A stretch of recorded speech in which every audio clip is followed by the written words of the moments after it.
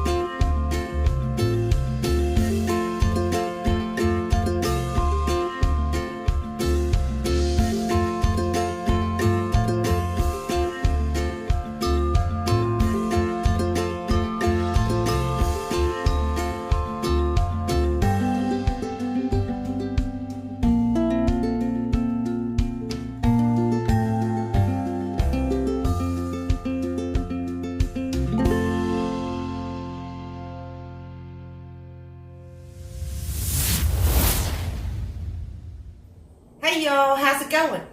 Well, it's September 9th here in Alabama, and it was time for me to start closing out our summer garden. The tomatoes were pretty much done for, so I pulled them. We pulled some other things too. There's still some things out there, peppers, okra, and cowpeas. But the tomatoes, it was time for them to go. You always have some tomatoes on your plants, green tomatoes on your plants at the end of the season. And what do you do with them? I mean, you can only eat so many fried green tomatoes. Plus, they're really not that good for you, the fried food part. There are a couple of canning recipes in these books that I wanted to talk to you about, and then I'm going to show you how I'm going to can one of them. In this book here, which I've shown before, it is a ball book, complete book of home preserving, 400 delicious and creative recipes for today. They have a salsa verde recipe in here. Now, normally salsa verde, you use tomatillas for that, but they have one that uses green tomatoes. We have a lot of salsa, so Randy was like, I don't think you need to make another salsa. So I am making green tomato, hot pepper, pickles. And that is in this book. Really my favorite. Even though this is kind of a small batch canning, this is actually a pretty big recipe because it's going to make 8 1-pint jars. And the great thing about this recipe is that I'm using up what's left of the garden. the green tomatoes, 3 different kinds of peppers that are kind of on their last legs, and they're still growing and going, but production is way down. And onion is also added in this. Now, one thing I want to say about this recipe, the greener your green tomato, the more tart it is going to taste. In another video, I showed you about green tomatoes, when is the proper time to pick them, because they start to turn kind of a whitish green, a very light green, and that's really the point where they are a little bit more amenable, a little bit more digestible. You can use the dark green ones, but they may be really too tart or too acidic for you. This is a super simple recipe. Now, I did make some alterations to the peppers. They said a pound of yellow, green, and orange hot banana peppers, like Hungarian wax type peppers. I'm not really changing that too much because I have yellow hot banana peppers that I'm using. The other kind of pepper says a pound of Anaheim peppers. And I didn't grow Anaheims, so I am using a mixture of, let's see, cowhorn peppers.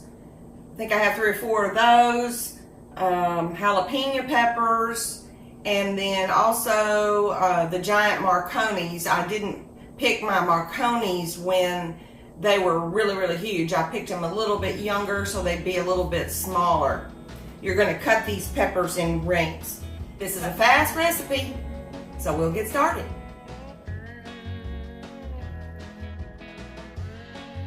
We're going to start with the green tomatoes. You're going to need 2.5 pounds of green tomatoes. That's about 7 mediums, but as you can see here, I had a lot of little ones. You want to core them and cut them into eighths and place them in a large bowl.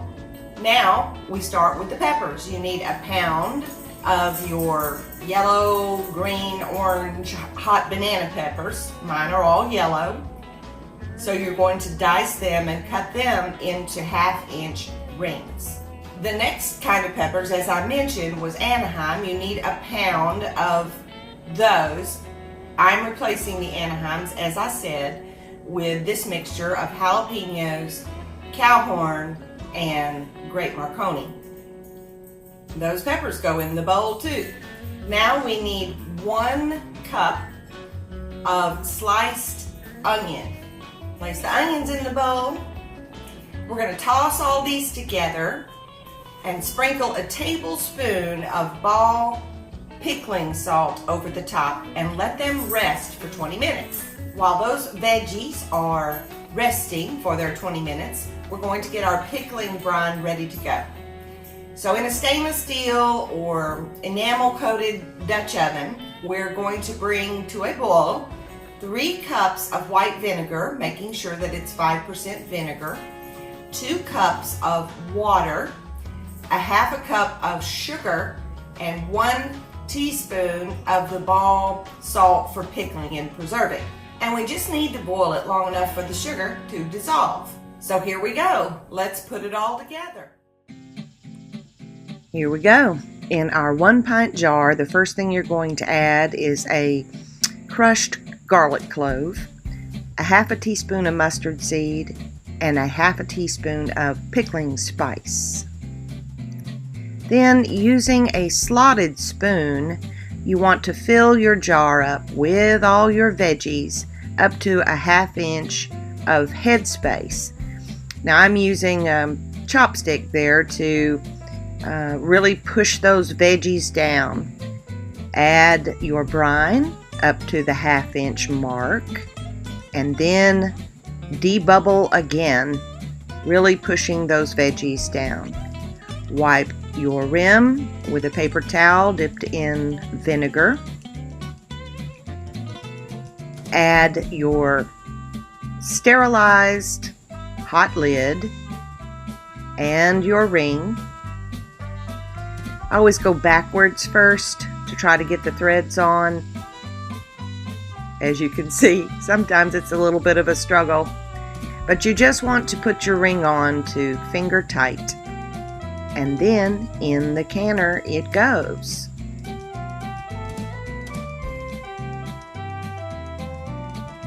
I always add a splash of vinegar to the canner to reduce mineral deposits on the glass jars. Bring it to a boil. Now I'm going to set the timer for 10 minutes.